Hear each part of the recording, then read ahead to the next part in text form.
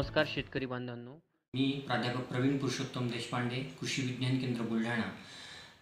2 पावसामध्ये मोठे खंड पडल्यामुळे बुलढाणा जिल्ह्यामध्ये आणि महाराष्ट्रामध्ये मागील 2 ते 3 वर्षापासून जी दुय्यम कीड आहे, जी प्रमुख कीड म्हणून आपल्या पिकांवर उद्भवते आहे, ती म्हणजे शेतकऱ्यांसमोरील नवीन संकट हुमणी अळी. तर या किडीबद्दल आज मी आपल्याला सविस्तर माहिती देणार आहे. हुमणी अळी ही शेणातील कीड म्हणून शेतकरी वर्गामध्ये परिचित आहे. याला उन्नी, हुमणी, भुंगेरे कीड असे सुद्धा संबोधले जाते. हुमणी किडीच्या जीवनचक्र एका वर्षामध्ये एकच होत असते आणि याच्या 4 अवस्था असतात. त्या म्हणजे अंडी, अळी, कोश आणि भुंगेरे. नर आणि मादी भुंगेऱ्यांचं मिलन झाल्यानंतर मादी भुंगेरा जमिनीमध्ये जातो आणि अंडे देतो. प्रादुर्भाव हा मागील 2 ते 3 वर्षापासून पावसाच्या अनियमितपणामुळे आणि 2 पावसामध्ये मोठे खंड पडल्यामुळे हा उद्भवत आहे. सरासरी जिथे हलकी जमीन आहे अशा भागांमध्ये मोठ्या प्रमाणात प्रादुर्भाव होतो आणि भारी जमिनीमध्ये या किडीचा प्रादुर्भाव हा त्या मानाने निश्चित कमी राहतो. या किडीचे भुंगेरे हे अवस्था ही 1 ते 3 महिन्यांची असते आणि अंडी अवस्था ही 8 ते 10 दिवसांची असते आणि अंड्यातून जेव्हा अळी निघते त्याच्यानंतर अळी अवस्थेमध्येच ही कीड जवळजवळ 7 ते 9 महिन्यांपर्यंत राहते आणि नंतर कोशामध्ये जाते आणि कोशावस्था ही जी आहे ही 2 ते 3 आठवड्यांची असते. अशाप्रमाणे या किडीचं एका वर्षामध्ये एकच जीवनचक्र पूर्ण होते आणि अळी अवस्थेमध्ये जास्तीत जास्त कालावधीमध्ये राहत असल्यामुळे आणि जमिनीत राहून मुळांवर हल्ला करून मुळं फस्त करून आपली उपजीविका करत असल्याने होणारे नुकसान हे फार मोठे असते.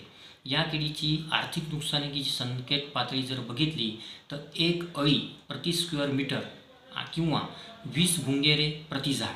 शेतकरी बांधवांच्या शेतावर बांधावर जे काही कडुलिंब, बाभूळ किंवा बोर या झाडांची संख्या असते अशा झाडांवर वळवाचा आणि पहिला मान्सूनचा पाऊस आल्यानंतर मोठ्या हजारोच्या झुंडी या भुंगेऱ्यांच्या आपल्याला दिसतात आणि हे पाला खातात आणि आपली उपजीविका करतात. तर अशा वेळेस या झाडांची छाटणी केली आणि या झाडांवर जर आपण छाटणी करून क्लोरोपायरिफॉस या कीटकनाशकाची 25 मिली प्रति 10 लिटर पाण्यात या प्रमाणात जर फवारणी केली तर या किडीला भुंगेर अवस्थेमध्ये आपण रोकथाम करण्यास हातभार लावू शकतो. तसेच प्रकाश सापळा किंवा पेट्रोमॅक्स याचा जर वापर करून मोठ्या प्रमाणात जर सामूहिकरित्या जर भुंगेऱ्यांचं पकड करून आपण जर त्यांचा नाश केला तर या किडीचं भुंगेर अवस्थेमध्ये नियंत्रण होण्यास मदत होते. कारण की ही बहुपिकांवर येणारी कीड आहे. एक मुख्य पीक जर संपलं तर ती धुऱ्यावरचं गवतांची मुळा खाते, दुसऱ्या भागांमध्ये जाऊन दुसरं पीक असेल त्यांचे मुळे सुद्धा खाते आणि दुबार पेरणीसाठी सुद्धा ही कीड कारणीभूत ठरलेली आहे.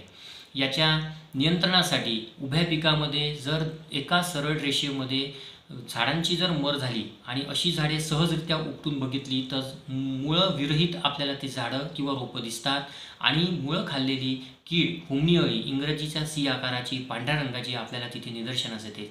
तर असा सरळ रेषेतील मर झाडांचा प्रादुर्भाव जर उभ्या पिकामध्ये दिसत असल्यास मागच्या पुढच्या आणि 1-2 तासांमध्ये जिथे प्रादुर्भावग्रस्त आहे त्या परिघामध्ये बेटारॅझियम ॲनिसोप्ली ही जैविक बुरशी 40 ग्रॅम प्रति 10 लिटर या प्रमाणामध्ये जर आपण बुडाजवळ जर आळवणी करून घेतली तर निश्चितपणे या किडीचं सुद्धा आपण अळी अवस्थेमध्ये सुद्धा नियंत्रण करू शकतो.